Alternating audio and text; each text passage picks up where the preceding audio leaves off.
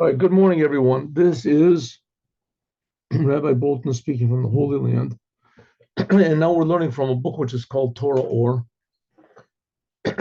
written by the first Rebbe of Chabad, coming to explain a little bit of the essence of what Judaism really is, and what God is, and what the Jewish people are, and what the Torah really is. Very misunderstood ideas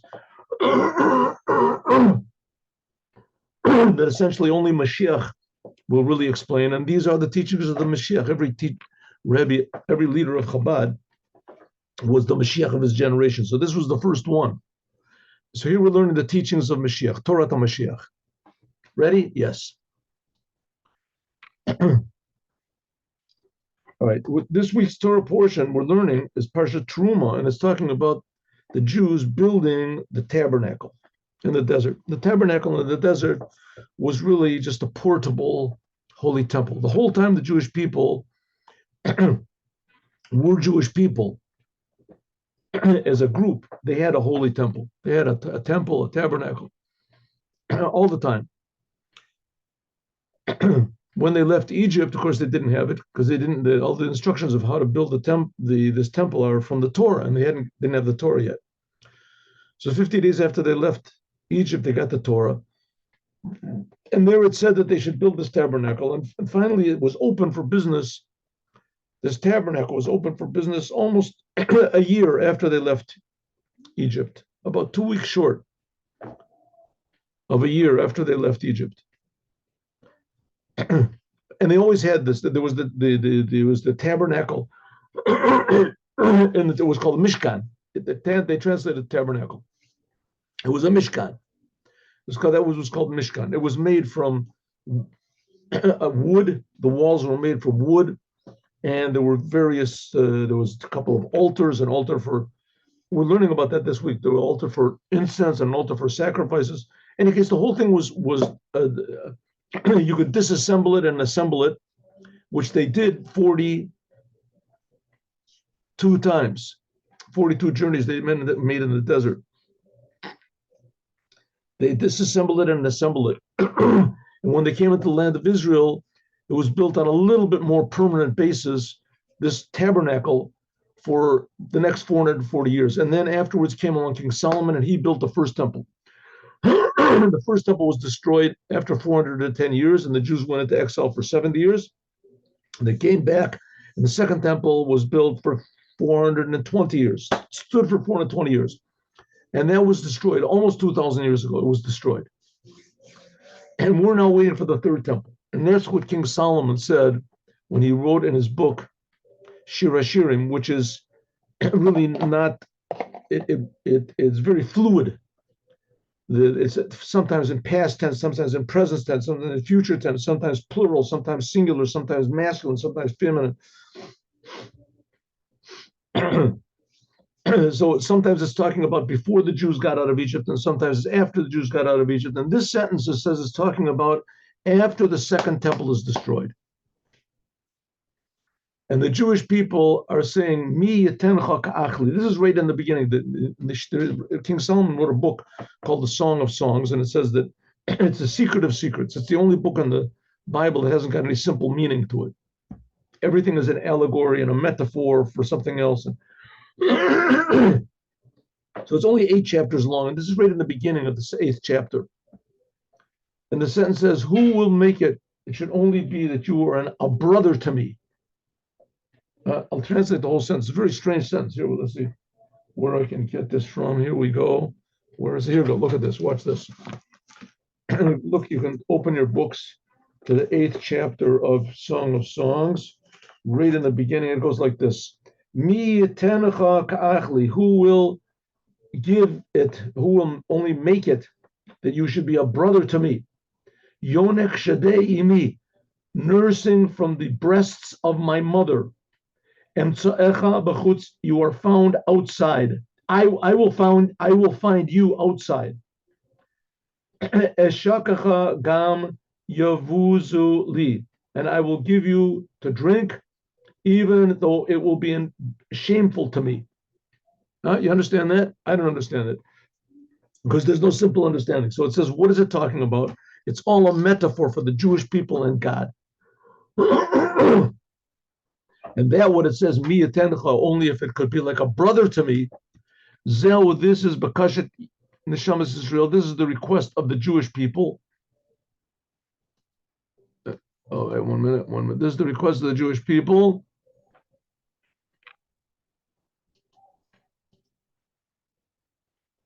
The Kodesh Baruch Hu to God. Al Zaman Galot, on this time of exile.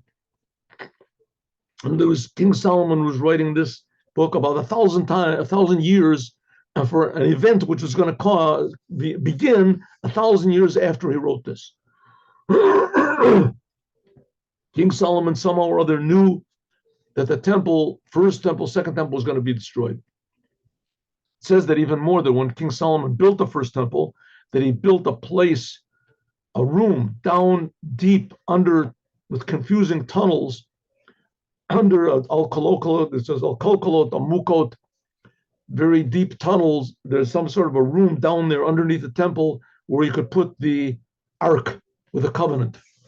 Right? All these people, please say the ARK was taken away and it was stolen. It was not so. The ARK was always there, and it's there now, but it's just in a hidden place. But King Solomon knew it was going to be destroyed. He knew it was going to be destroyed, and that the ARK would have to be concealed with the tablets in it.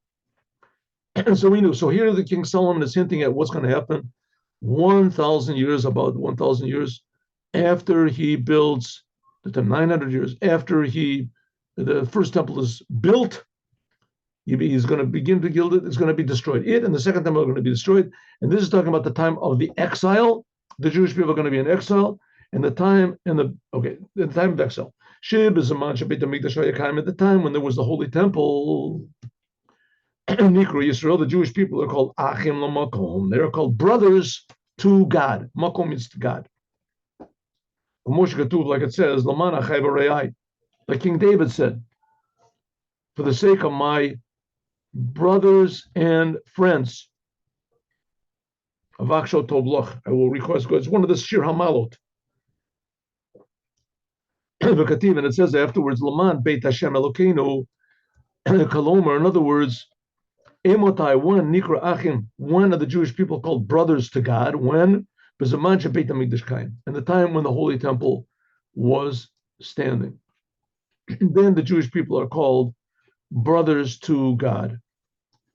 We'll explain this a little bit. What do you mean? God is a person. He has a brother. What's it talking about? I thought we were sons of God. Hey, how can we be brothers to God if the Jewish people are called the sons of God, right? God told Moses, go tell God, let my sons go, my sons, right in the beginning of the book of Exodus. B'ni b'chor Yisrael, my sons. And if it doesn't even say my sons, this is my son. My son, Israel. The Jewish people are like one person.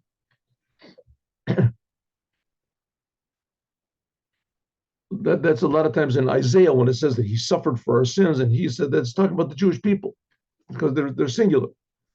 Okay, so it says, for the sake of my brothers, like it says, and it says for the sake of the house of God, one of the Jewish people called the brothers of God when the Holy Temple stood. Okay, this of course makes no sense whatsoever, but it's true. And that's what the Rebbe is going to try to make a little bit of sense out of this, because it's very, very important to tell you that God is infinitely further away than we can possibly imagine. And on the other hand, he's infinitely closer than we can possibly imagine. He's creating us. And at the time of the Holy Temple, we felt this. We felt this. Now, if we say we're sons of God, that means one thing. If we say we're brothers of God, that means another thing. A son is subservient, so to speak, to his father. He's under his father. But brothers are equal. As we were saying that we're brothers of God means we're equal to God. So yeah, in the time of the Holy Temple, we were. The time of the temple, well, that makes no sense. I mean, God is creating us. How can we be equal to God? That doesn't make any, that means nothing. If God creates us, how can we equal to our creator? I mean, maybe we feel that we're created. We feel we're equal, but we'll see. Let's see. So what does it mean that we're brothers? Well, we'll see in a moment. And what does it mean in general that we can have any relationship with God? God is not a separate thing from us. He's not a being that he could be our father and we're our sons. What does that mean? So we'll see. But King Solomon says yes. It says, when there's the holy temple, all this is a lot clearer. Therefore, so therefore we request now, it should only be who will make it, that you are a brother to me. In other words, that the third temple will be built and will be a brother to God. But Inyan is like this. The Keruvim in the altar, in the holy temple, and there was inside of the holy temple, there was the tablets in the Holy of Holies. No one ever went in there except for the high priest, and he only went in there for a few minutes in the course of a year on Yom Kippur. He had to do some special work over there. And bring incense in, etc., and sprinkle blood. So it says that in the holy temple were the tablets. And now Judaism forbids building statues or idols or things like that. You can't build any statues or people's faces. You can't do that. Well, surprisingly, in the holy temple, there were statues. And not only were there statues, in the Holy of Holies, there were statues. It says there were statues, and not only that, in the Holy of Holies, there were statues on top of the tablets. The tablets were put inside of a ark, of a box, whatever it's called, a teva. Aron, it's called an Aron, side of the Aron. They were put inside of this cabinet, was laying on its side, and the cabinet had a cover on it, and on this cover, coming from the cover, were the faces of two angels, two big faces with wings coming out of them. Shabbat Beit HaMikdash, this was in the Holy Temple. That was called the Keruvim. They were called the Keruvim. And it says there, Paneim, the faces were Ish El Achiv. Their faces were one, one to his brother.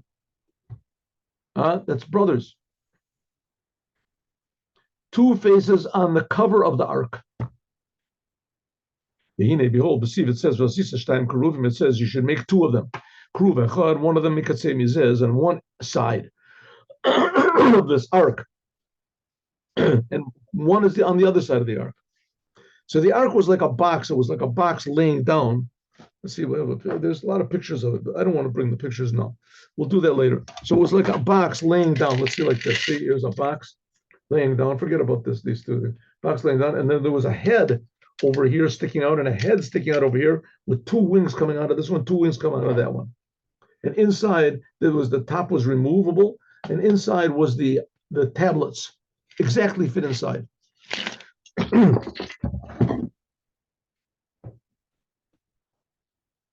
So that, in other words, to say, when is, so it says that's the two faces of the Keruvim. Keruvim, I guess they translate in English as cherubs, faces like angels, but there were two children, faces of two children sticking out of the thing with two wings.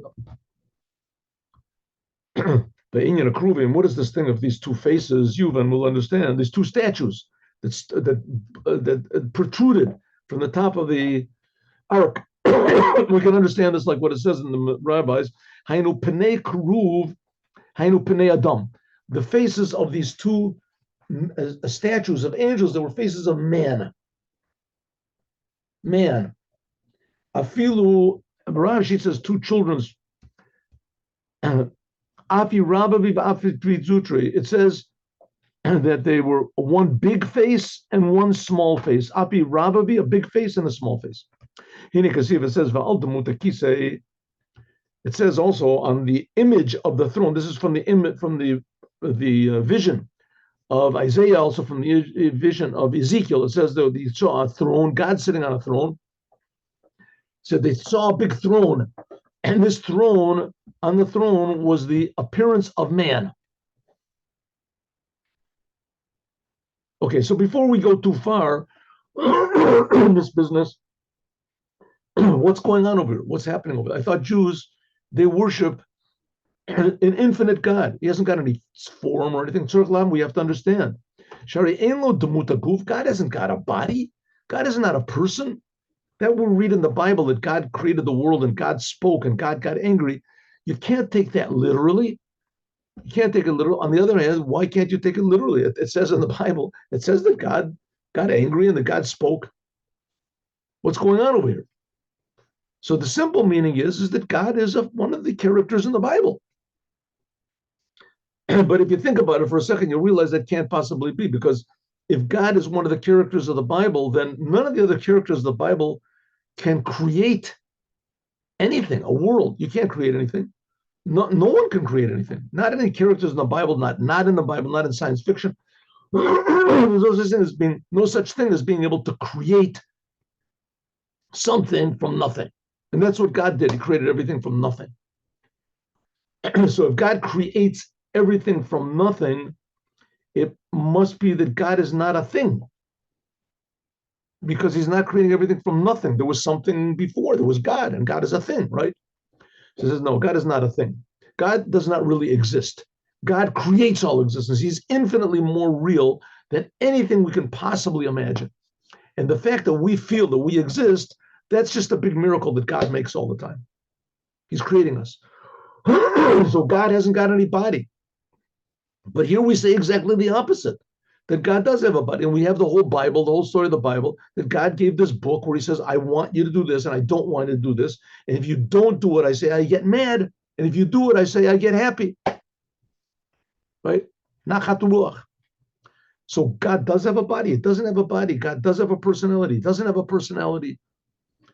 And that's the novelty of Judaism. The answer to this is yes. God does have a personality and he doesn't have a personality. God does have a body and he doesn't have a body. God does. How can it all be? Make up your mind. So that's what the Rebbe is trying to do, to make up our mind, to make a new mind that we can realize that it's possible there can be all these opposites existing simultaneously. But is like this. So that's the whole idea of the Torah. The Torah is called man. Like it says, Zot Torah Adam. This is the Torah of man. And it says, Zot Torah Adam. This is the law of man. What does it mean? The Rabbi say, call a Torah. The whole Torah is names of God. Ubazor, it's called Ein Sof. As a Sfirot. And in the Zohar, it's called the 10 Sfirot, the 10 spheres, the 10 aspects of God.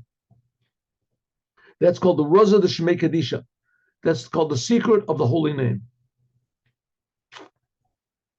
Okay, so it goes like this. Listen. There are these religions like Hinduism, Buddhism, and all these Eastern religions. And they believe sort of in God. Maybe Hinduism more than Buddhism, but in any case, they believe that there's some sort of a big ultimate spirit. A big ultimate spiritual being or something. But this ultimate big spiritual being, it doesn't care. It just is. Now that's pretty logical. That's a bit logical, right? If you think about it, that's like a good alternative to atheism. Atheism says there's no God at all. There's no right. There's no wrong. There's no this. There's no right. You just do what you want to. The French philosophers were very big on this. And there's no reason for it. You just is, just things are, and there's no meaning. You just accept it, and that's it. Everything just flows, and there's absolutely nothing. You can come along and say, no, it's not so, that there is an ultimate being. That's like Spinoza, these people. There is an ultimate being, an ultimate reality that there is, and it dictates the laws of nature, or whatever you want to call it. There's good and there's bad. It's bad to kill. It's bad to steal. It's bad luck. Because you go against the karma. You go against this. You go against the calmness and whatever else. And so there's laws of nature, the spiritual laws, moral laws of nature, that if we go according to them, these laws were dictated, or there are a revelation of whatever, the oneness of God. That's okay. Okay. Then comes along Judaism. And Judaism says, nah, that's not it. That's not it. Comes along Abraham. Abraham comes along and says, nah, it's too simple, too simplified, too simple. According to that, we got the spiritual and the physical. That's all. And you can link yourself up with the spiritual. Adam said it's too simplified are we looking at things. It doesn't go that way. Abraham revealed that there's all these things that they say about God being infinite, God being it, that's true. But Abraham revealed that God cares and that God has laws and that God has a purpose to the world, physical. The main thing is not spiritual world. They exist. The main thing is the physical world. And God has a personality. There are things that God wants, there are things that God doesn't want. But nevertheless, that in no way detracts from his infiniteness. In fact, God is infinitely more infinite than we can possibly imagine. Because if you say that God has to be limited, if you say that God has to be unlimited, and he cannot have anything to do with the world like these Hindus, and they say, so in some way that limits him. That limits him. On the other hand, if you say, well, if God can limit him, then maybe, he can make himself into a human being and we should worship a human being. Says, yeah, you're right, you could say it, but the Torah says you can't. Torah says you can't. Okay, so that's the idea. Al derech mashal. Kamo Adam. So on one hand, God is infinite, and God has no body, and God is above being infinite, he creates infinity. But on the other hand, God has a will, he's got a reason, there are things he wants, he doesn't. That's called the Torah. And that's a secret of God's name. That's the mystery of God's name. The Indian is like this. Who al derech mashal is like Kamo Shem Adam, just like the name of a person. Just the name of a person. And a person is called, let's say, Abraham or Isaac. Abraham, Yaakov. Al derech mahari, ein ze nogea. This is no connection to mahuso v'atzmuso, to God's essence. Shatzmuso mahuso, that the essence of a person who seichel v'midos shalom. What's the essence of a person? The essence of a person is a person can be alone. You can sit alone. You can think. You can read books. You can write things. Be an author, make paintings, whatever. That's the person. That's the person. He doesn't need a name for that. What does he need a name? If he wants to sell his pictures or he wants to somebody to hear his music. This, a person's intellect, and a person, that's like a person's soul. A person's soul, that's his intellect, his emotions. This is the real person. This is even when a person is alone, which is not the case. A name is not an essence of a person. A name is only when a person is, not when he's alone. It's just external. By means of this, he turns to anyone who calls him by his name. So it's Rembrandt or Beethoven or whatever, if they're just interested in just making art and, they don't need a name. They don't need a name. What do you have a name for? If that's their whole interest, just to sit around and make art, right? They don't need it. And they can go, only when they have to go to the store, buy something or something, and they want to get a phone call, they have to have a name, only in relation to somebody else. So the same thing is also with God. God also has a name. Even the highest level of godliness, which is the highest of the 10 spirits, is called Chachma. It goes without saying, the upper emotions. There's no comparison whatsoever to God's essence. And God's very being. Murumam is elevated and higher than any of God's intellect or God's emotions. As is first, that's called the Hisavos, that God creates these emotions, that you call them names, the 10 Sfirot. This is called Raza, the secret, the Shmei Kadisha of God, of God's holy name. Shurav Bechinas Ha'ora, it's just like a ray of godliness alone. She'enu Nogei Atzmuto, it's not relevant to God's essence. Okay, what necessitates us to say this? What does this? Because there's a world, and God cares about the world. That's what the Torah says. Why does God care about the world? Because the world seems to be separate from God. That's the whole Bible. How does the Bible start? In the beginning, God created something. He created light, he created whatever, but he created something that seems to be separate from himself. And that it seems to be, what seems to be separate. How did he do it? How did he do it? Why did he do it? Why did God do it? And how did God do it? So it says why God did it is only revealed in the 6th day. God created man, and he said, man, make the right choices, please. Make the right choices. This is a thing I can't do. Make the right choices. That's number one.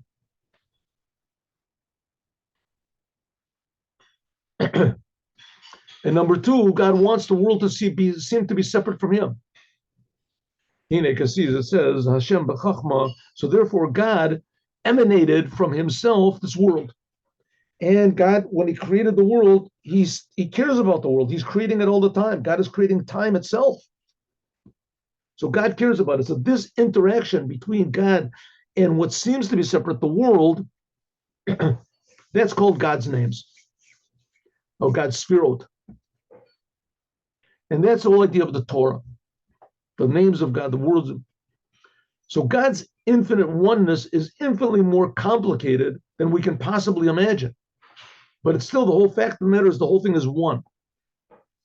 Like it says, Hashem b'chachma, that God is in wisdom. This aspect, the highest of the 10 sphirot.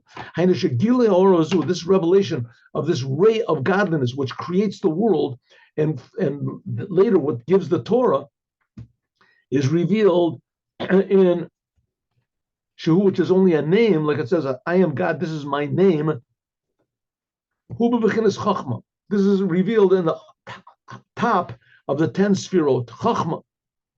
By means of this aspect of God's chachma, of God's wisdom, is drawn down, or in sof, in all of the other 9 aspects of God. Like it says, the reason which is written in the Tanya, in Perak Lamed Hey. Look over there, the Perak Lamed Hey, says that only in chachma can be revealed the essence of God, because chachma is really not a thing in itself, so to speak. Therefore, nikra chachma, therefore chachma, this highest of the 10 sphirot of God, is called Adam. It's called man, Adam Rishon. This is called the first man. And in the Zohar, it's called Adam Kadma'ah. It's called the primordial man. Because like it says, Reshit Chachma. The beginning, the first highest of these 10 aspects is Chachma. This is like, for instance, B'hispashtus Hamshachas Or V'chayus Mi'an Neshama. This is something like how the soul gives life to the body. Shegila Klolos Achayus, that the whole revelation of the soul is drawn from the soul. It shines and is clothed in the body. Where does it shine mainly? In a human being? Brains. You can make a heart transplant, a lung transplant, everything transplant. You can't make a brain transplant. The brain, that's where the person is. But you change the brain, you change the person. The soul of a person is revealed, first of all, in the brain. It says in the end of the Tanya that something like that is the Holy Temple. The Holy Temple is something like the brains of God. The brains which are in the head.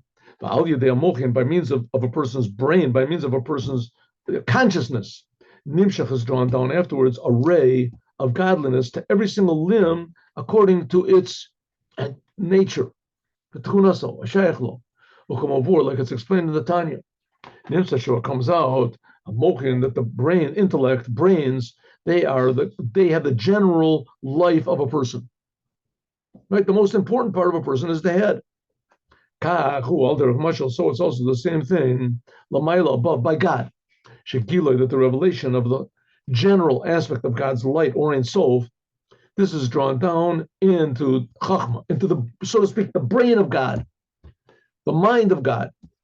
Chachma, by means of this, Nimshach is drawn down light into all the 10 sphirot, into all the other 9 aspects of God. This idea of the brains of God, that's the Torah. Therefore, the Torah comes from Chachma.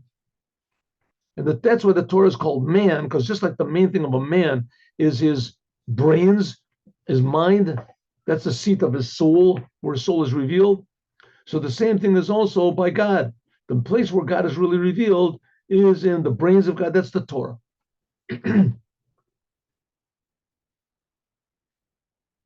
That's what it means. All right, I'm going to skip over the parentheses. Maybe we should do the parentheses. Okay, it says that if they're the Torah, that's God's wisdom. There's a book which is called Hadrat Melech. It says that the 248 positive commandments, these are the 248 limbs of God.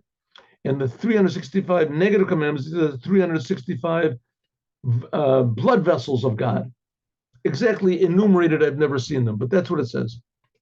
It says, but that's why it says that the greatness of learning Torah is that it brings to deed, because from the brains of God, which is the Torah, comes down the light to every single limb. Okay, what's the Rebbe trying to do over here? The Rebbe is trying to say, listen, there is God and there is a world, right? There is God and there is a world. There is a world we see. There is a God. We're presupposing that God exists. That's Judaism. It's a religion, right? God, something spiritual. We say that God. Judaism was saying that God cares about the world. And that's what the Torah is. So God is intimately involved in every detail of the world. And that involvement, attachment of God with the world, that's the Torah. That comes from the Torah. And that's why it's so important that the Jewish people should learn the Torah, because that brings more life and health into the world. That's what it means. The Torah is attached to God. So it's the same thing, like, for instance, there's a big argument always in Israel. Israel was founded to be a secular state. And the main, like the whole identity of the state was the army. The army was a big deal. And they couldn't bear this idea of some people wanting to sit and learn Torah, young boys, able-bodied boys, and not going into the army. So it's pointed out that King David, who was a great warrior, he didn't go into battle all the time. He sent his chief chief of staff, whatever, the head, Yoav ben Surya, and he went into battle and he won. He won the battle. So it says, on the merit of what did he win the battles? And King David sitting and learning Torah. Now, of course, if King David would have sat and just learned Torah, they wouldn't win any battles. But you have to have an army. But on the other hand, if you just would have fought, the army would have fought without the Torah, then at least that's what the Torah says, is that the Jews wouldn't win. They wouldn't win the battles. We see there's all the other countries, they win battles. Attila the Hun or whatever, he won, right? The battles, he didn't have any Torah. Okay, that's the way the world works. But Judaism doesn't work that way. So it says, therefore, the Torah is like the soul. The Torah is like the brains. And the action, the army, that's like the body. Right? If a child is born, God forbid, and his soul isn't working, that's terrible. But at least there's a body you can work on something. If a child is born and there's no body, there's just a soul, then there's nothing there. There's no birth whatsoever. So you can't have just the Torah. The main thing by God is the world. God wants the world, but the brains, the life force behind the world is the Torah. That's this idea of Adam, the true aspect of what is man. That's called Adam Agadol. That's called the big man. That's Adam, like we just finished saying, that's God coming into the world. That's this aspect of Chachma. That's God's face, so to speak. That's God's personality. We say that God assumes this 10 sefirot. That's what's called the big face that's on the ark of the Torah, because the Torah is the whole thing. Chachma, the upper wisdom of God, that's what's called Ein Sof. That's called infinite. We said the level of Chachma of God, that's where godliness is revealed in the world, just like a person's personality, his soul is revealed through his brain. So the brain of God, so to speak, that's the Torah. And the fact that God is being revealed through it, God, that's what's called the big face of God, how God makes himself into a face, coming down from above to below. Like it says, like it says, to understand God, you can't understand God. That God is the knower and God is the knowledge. That's the big face that's on the ark. That's the big face that's on the ark. But this is the Torah, how it is from above, in order that it should come down from this level of Chachma, the big face of God, the big face that's on the ark, and to be put actually in the Torah, in the physical world. So it has to be a contraction. And this contraction is going to be the small face, which is on the ark. So the Torah, how it comes into the world from God's point of view, that's the big face on the ark.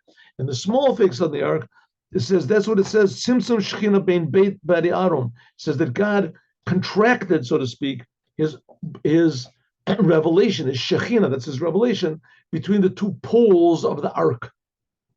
The ark had on the two poles in the desert, especially, that it could be carried. It had two poles. So Mipnei, because Hashem, because Shemisham, that from there, Hakol Medaber, the voice of God spoke out to Moshe. How did, when God would speak to Moses, how would it go? Moses would go in to the place which is called the tent of the meeting. That was the holy. There was the outer court. That was where the big altar was. Then there was the holy.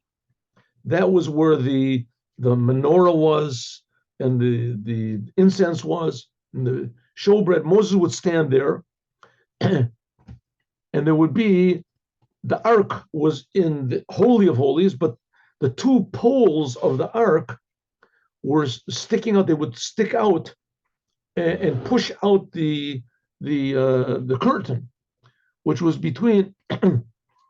So it says he would speak between the two body Aaron. See a picture of it here. Look, let me just show a small picture of it here.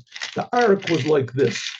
It was laying down, and it was laying down, and there were two poles on the ark. The two poles were like, let me see, you can have something which can simulate a pole here. Here's a pole. The two poles were like this. One was here.